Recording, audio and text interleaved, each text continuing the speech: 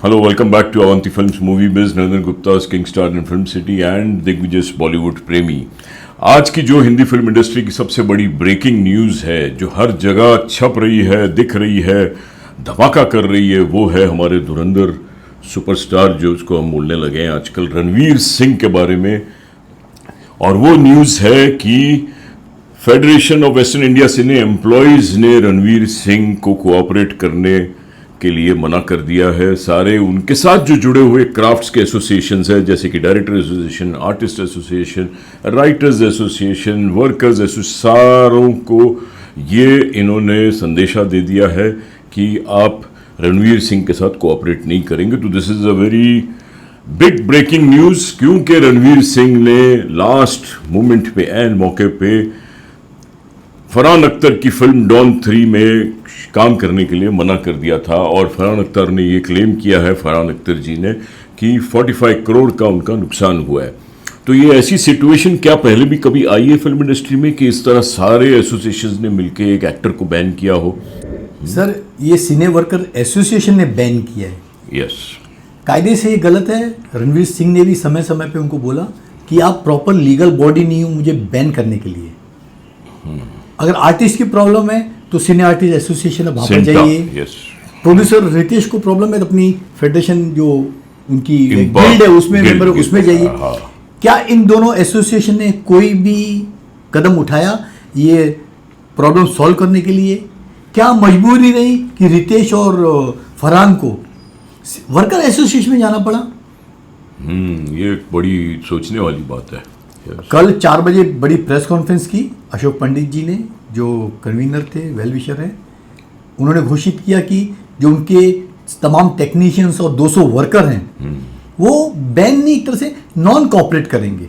उसको बैन नहीं बोलते हैं ना। अगर नॉन कोऑपरेट मतलब क्या हुआ? काम मत करो इसके साथ, तो बैन नहीं होंगे। सर, आप नॉन कोऑपरेट इंडिया में नॉन कोऑपरेट कर रहे हो।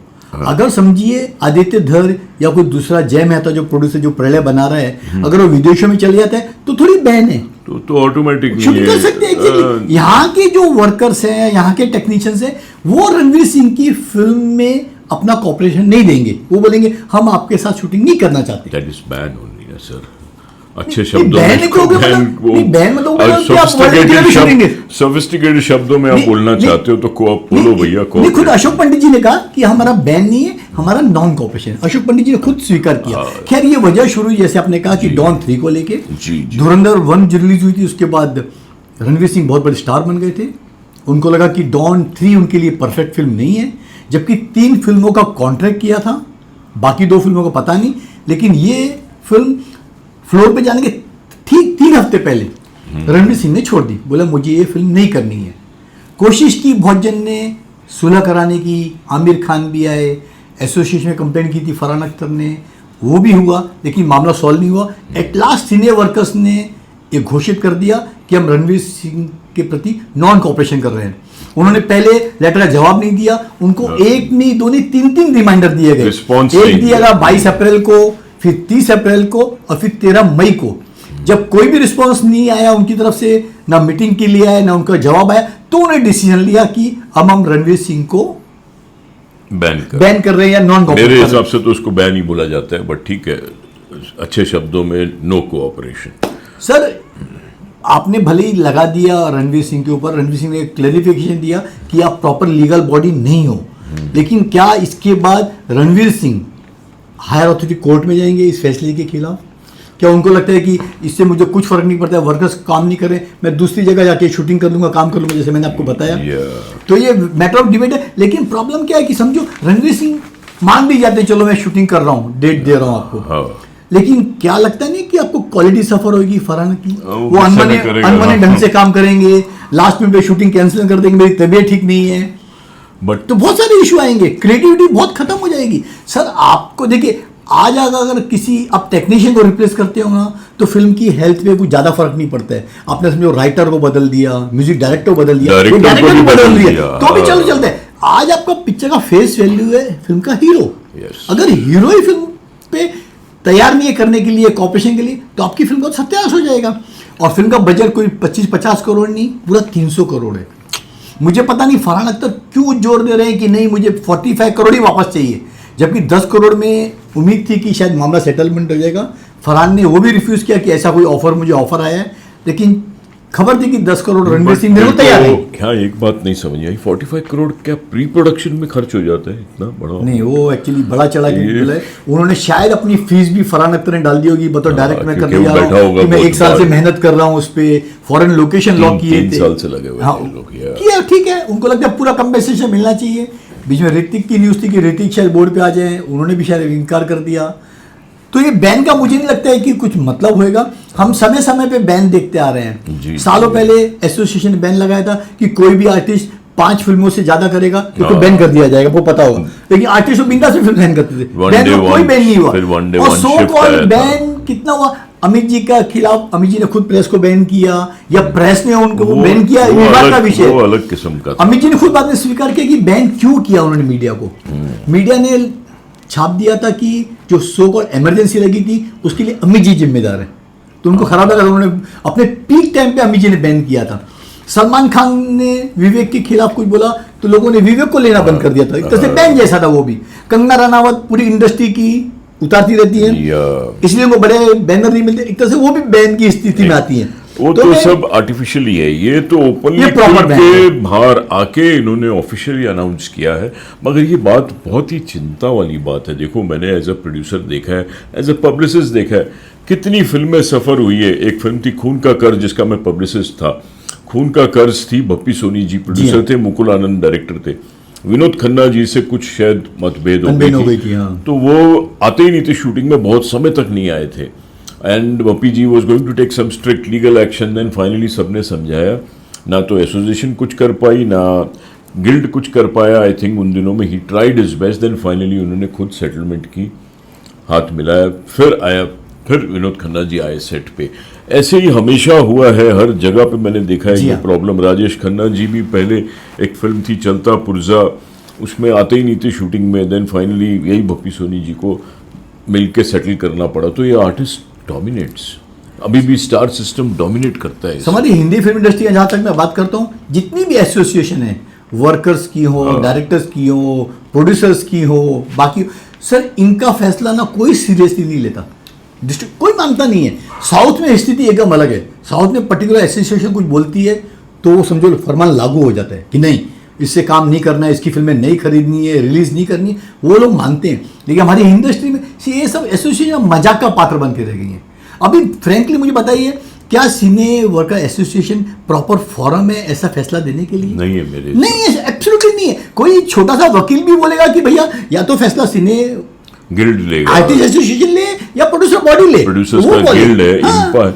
बट अगर मैं भी जैसे इम्पा का मेंबर हूँ, बरसों से फीस देता हूँ हर साल, वेस्टर्न इंडिया का भी मेंबर, एक्चुअली प्रोड्यूसर्स के एसोसिएशन से हमको बेनिफिट क्या मिलता है? अगर हम देखें, कभी हमको थिएटर दिलाने में हेल्प नहीं की, कभी हमको ओटीटी का सेल करना है आज, तो उसके लिए कोई इम्पा का बंदा हेल्प नहीं करता। तो इम्पा क्या काम करती है, मैं कभी कभी ये भी सोचता हूँ। सभी बॉडी खाली इम्पा को ब्लेम नहीं कर सकते। मुझे बताइए कि जितनी 8, 10, 15, 20 साल इतनी एसोसिएशन है, किसने अपने आर्टिस्टों के लिए, वर्कर्स के लिए, टेक्नीशियंस के लिए, डायरेक्टर्स के लिए, अपनी बॉडी के लिए क्या किया?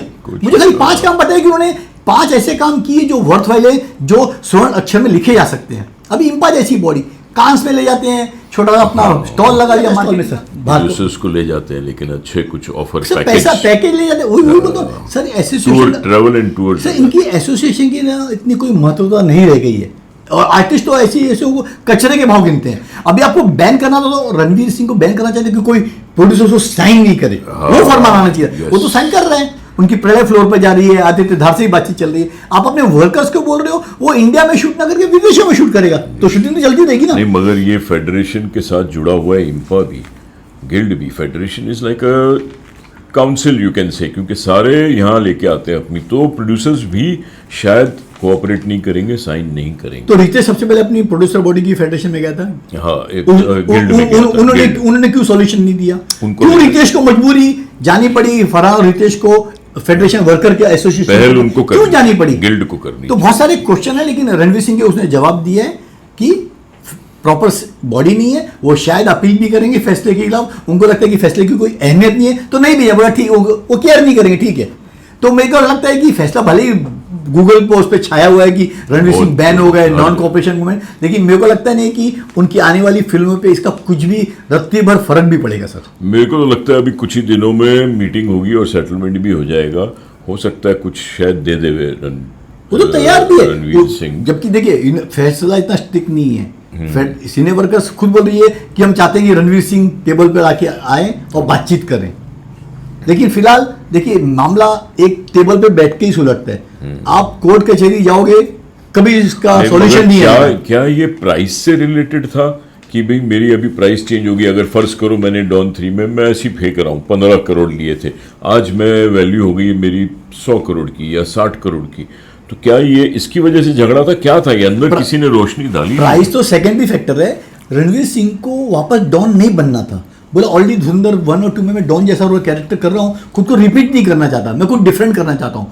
पता नहीं 3 फिल्मों की कौन सी डील की थी उन्होंने एक्सेल एंटरटेनमेंट में। दूसरी फिल्म कर ले, दूसरी फिल्म कर सकते हैं। व्हाई कर डॉन? ले, why is he I mean doing this? ये भी एक क्वेश्चन है यार। एक बार स्टार बन जाता है। देखो मैं इस मामले में बताऊंगा आपको, सलमान खान ने कभी प्राइस चेंज नहीं की। मैंने प्यार किया फिल्म की थी तो जी उन्हीं हाँ। दिनों में पहले कुर्बान साइन की थी, बॉबी कैंट की। कुर्बान थोड़ी अटक गई थी बीच में, मैंने प्यार किया बनती रही।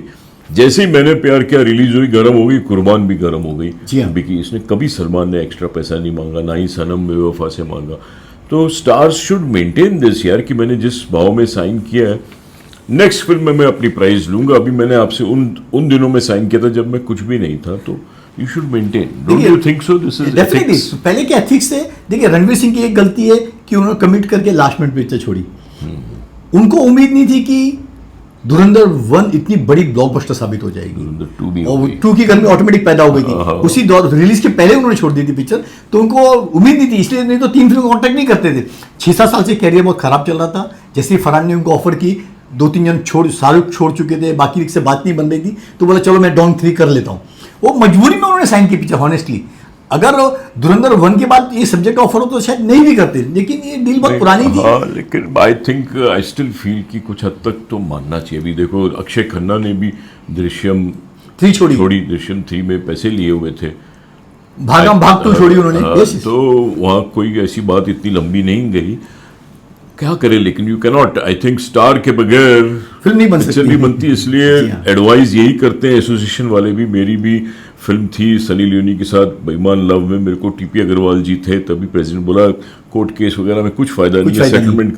तो मैंने बोला ठीक है यार, because Sunny Leone was not ready to do glamorous scenes. Daniel ने बोला no you cut this cut. तो इंटरफियरेंस होती है, ये बात ठीक नहीं है। मगर देखिए सिंपल से फरहान पर रणवीर सिंह को नहीं बोलना चाहिए कि भैया तू डॉन 3 कर। ये लेकिन पहले जब क्यों उसको की आदमी को- उसने साइन? जब- सर मैं यहाँ डिफर मैं वही बोल, धुरंधर के उसको पता नहीं था अरे ये कोई कि धुरंधर बड़ी हिट हो अरे गई। सर सिंपल सी वही सर, वजह that है, is not- उनको वो खुद को रिपीट नहीं करना है। Ethics- यही वजह है ethics उभर के सामने आ रही। नहीं। बाकी पैसे की वजह नहीं है। अगर 300 करोड़ तो 25 करोड़ और देगा। फर्क दे सकते हैं उनको, लेकिन नहीं कुछ उनको। चेंजेस कर देवे ना स्क्रिप्ट में, पता नहीं है भी ये अंदर की बातें हैं। But I feel if you have signed Don 3 with the name Don 3 with the script of Don and you playing as Don, you can not change it after the release of the भी आज मेरा मूड नहीं है, आज मैं किसी और स्थिति में, तो सामने वाले का तो नुकसान हुआ है। कुछ हद तक मैं ऐसे भी देखता हूँ इस स्थिति को। नुकसान तो डेफिनेटली हुआ है। इतने 1 साल से फरहान अख्तर मेहनत कर रहे थे स्टोरी पे, स्क्रीन प्ले पे, पूरे लोकेशन लॉक थे, सब कुछ हो गया था। पूरा breakdown ready है। और 45 करोड़ कोई छोटा मोटा अमाउंट नहीं है वो। Yeah.